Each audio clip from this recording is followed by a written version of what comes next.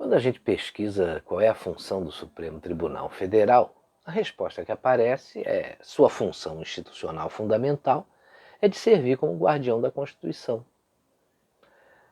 apreciando os casos aí que envolvam lesão ou ameaça a ela. Das suas decisões não cabem recurso a nenhum outro tribunal. São 11 ministros que integram a cúpula do Judiciário.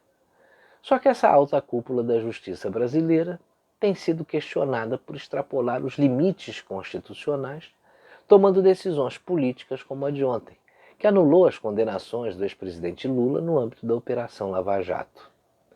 A pergunta que hoje o brasileiro faz é: que justiça é essa?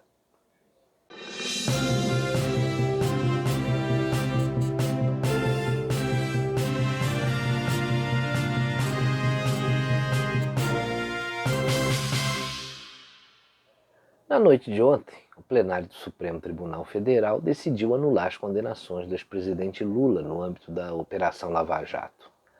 8 ministros votaram pela incompetência da Justiça Federal do Paraná em 3 processos que envolviam o Lula.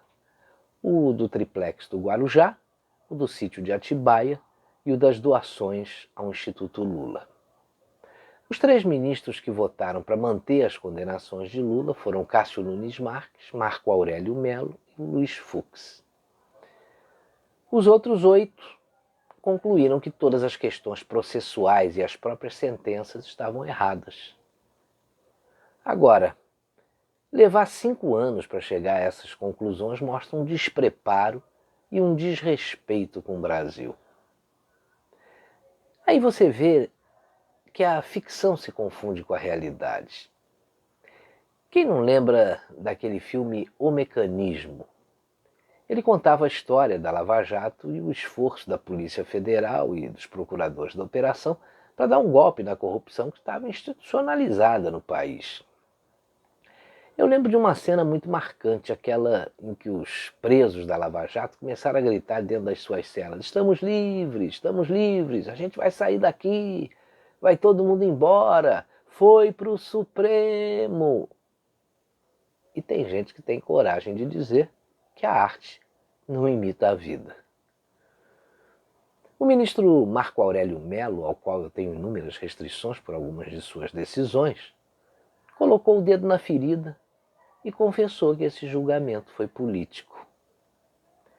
Ele fez isso quando disse que não cabe argumentar que precisamos ter concorrentes em 2022, em virtude aí de uma possível reeleição do atual presidente da República.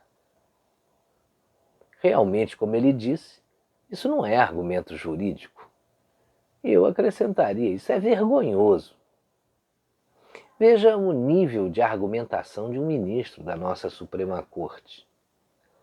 Com o julgamento de ontem, fica comprovada que essa é a pior formação da nossa Suprema Corte em toda a sua história.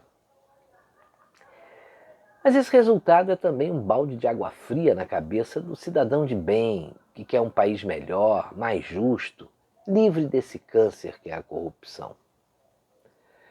O Supremo Tribunal Federal, com a sua decisão de ontem, mostrou para o mundo que aqui o crime compensa. E os criminosos estão em festa, né? O que a gente pode esperar de um tribunal que se transformou em escritório de advocacia de um condenado?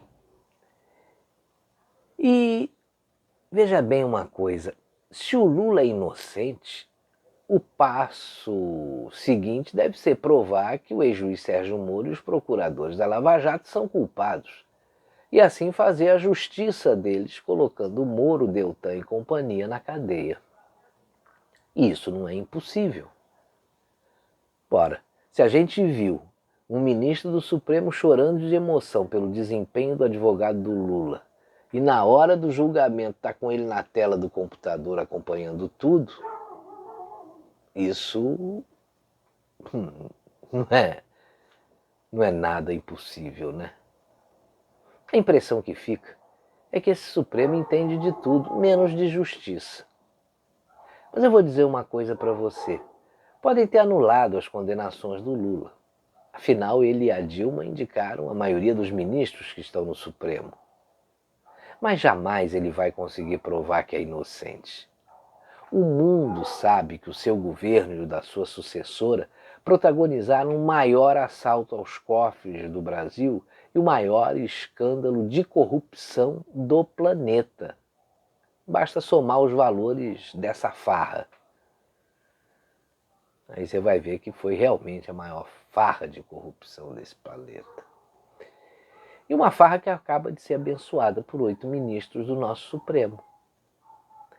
E a eles eu dedico a música que fez sucesso na década de 80 e que ninguém poderia imaginar que ela fosse continuar tão atual, né?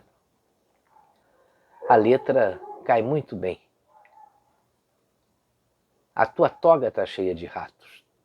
Tuas ideias não correspondem aos fatos. O tempo não para. Eu vejo o futuro repetir o passado. Eu vejo um museu de grandes novidades. O tempo não para. Não para, não. Não para.